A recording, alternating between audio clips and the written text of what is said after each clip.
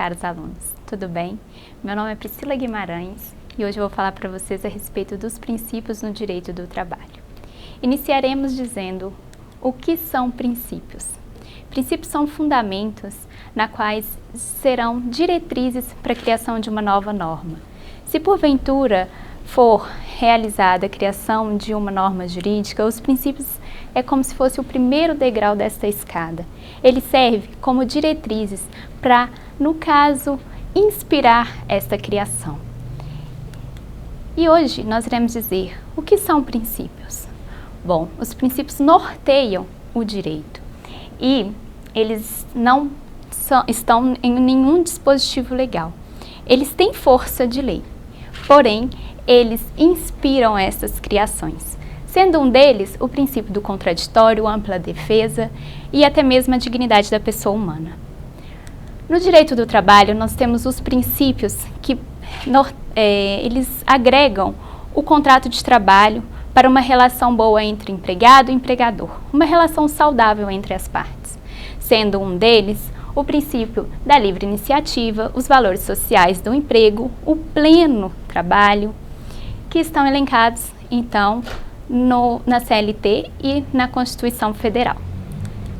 O primeiro princípio que nós iremos dizer hoje é a respeito do princípio da proteção. Ele está totalmente remetido ao trabalhador. Significa que ele irá proteger o mais fraco da relação jurídica. Ele tem 3 ideias na qual se baseia. A primeira é o indúbio pró-operário. O que significa? Que na dúvida, sempre o magistrado deverá decidir em prol do trabalhador. O segundo ideal seria a regra da norma mais favorável. Se porventura 2 normas puderem ser aplicadas no caso concreto, a norma mais favorável ao trabalhador será a que irá prevalecer. No entanto, nós temos um exemplo do adicional de horas extras. Se uma convenção coletiva estipular que o pagamento do adicional das horas extras é de 100%, este irá prevalecer, pois na CLT o adicional de horas extras é apenas 50%. Portanto, a norma mais favorável é descrita na convenção coletiva, é o que será aplicado. A terceira ideia é a respeito da regra da condição mais benéfica. Em um contrato de trabalho, se houver 1, 2 ou mais regras que tratam a respeito das normas entre as partes, prevalecerá aquela mais benéfica ao trabalhador. Ou seja, o empregador não pode fazer alterações unilateral no contrato, somente por parte dele, pois, por exemplo, a alteração unilateral da redução da jornada de trabalho ou até mesmo do salário não poderá ser feita, porque não é a mais favorável para o trabalhador. O segundo princípio que nós iremos dizer hoje é a respeito da irrenunciabilidade dos seus direitos. Ou seja, o trabalhador não pode renunciar àqueles direitos descritos na CLT, que estão no artigo 9º. Nenhum artigo que venha com o intuito de desvirtuar, impedir ou fraudar essas normas não poderão ser aplicadas. Como, por exemplo, o trabalhador dispensar o direito a férias, 13º e aviso prévio. O próximo princípio é a continuidade da relação jurídica de emprego, no contrato de trabalho. Pois o trabalhador tem-se a visão que todo contrato, em regra, é criado com prazo indeterminado, ou seja, não tem previsão de término. Porém, há a possibilidade de firmarem contratos por prazo determinado, desde que não possa haver sucessões de contratos por prazo determinado em uma mesma empresa, pois, senão, será caracterizado um vínculo único. O próximo princípio, o quarto, seria a primazia da realidade. Este fala que os fatos ocorridos durante todo o contrato de trabalho sobressaem sobre os documentos, muito utilizado nas práticas trabalhistas, ou seja, em audiências, através das testemunhas. Por isso, o que prevalece é o real, os fatos ocorridos na verdade. O quinto princípio é o da razoabilidade. Ele serve para afastar qualquer pleito de casos extremos que não comungam com a realidade fática da sociedade e serve tanto para o empregado quanto para o empregador. O sexto princípio que nós iremos falar hoje é a respeito do princípio da boa-fé.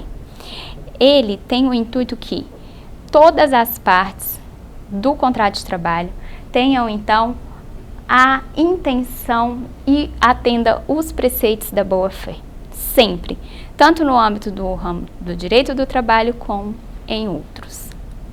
O sétimo princípio é o princípio da não discriminação. Este princípio não está assegurado pela CLT, mas sim pela Constituição Federal, onde o trabalhador não poderá sofrer nenhum tipo de discriminação, seja eles oriundos de raça, cor, idade, desde da sua admissão até o final do contrato de trabalho. Nós podemos dizer um exemplo que é o da gestante, que vai à procura de um emprego. E o empregador não sabe que ela está grávida.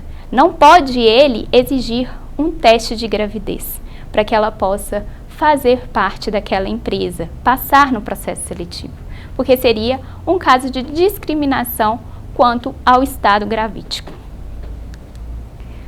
Agora eu vou falar para vocês a respeito do que a reforma trabalhista trouxe de inovação para acompanhar a realidade da sociedade.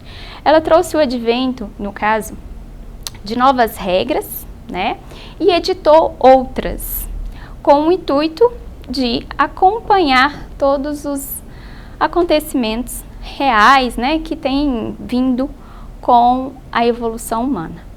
Sendo assim, ela trouxe no artigo 611-A a amplitude quanto à autonomia das partes, que diria o negociado sobre o legislado. Ou seja, as convenções coletivas e acordos coletivos têm força maior do que o que está descrito na lei.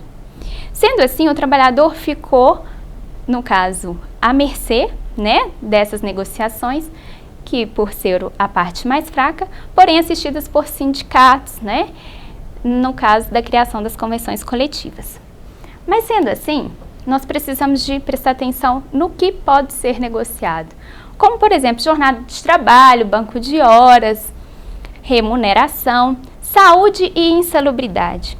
Este ponto veio e trouxe inovações ao trabalho da gestante em locais insalubres. A primeira ideia foi, o legislador trouxe falando que a gestante só poderia se afastar do local de trabalho insalubre mediante atestado médico, permitindo que a gestante e a lactante então laborem em locais insalubres, ferindo totalmente a proteção ao nascituro e à gestante. Sendo assim, esse artigo foi parar no STF, que decidiu inconstitucionalidade desta norma, vindo então a ser editada, e hoje a gestante não pode laborar em locais insalubres, nem a lactante. Portanto, precisamos verificar sempre na criação de uma norma os princípios que derivam dessa criação, né? Então, fiquem atentos a todos os princípios que norteiam o direito do trabalho. Obrigada.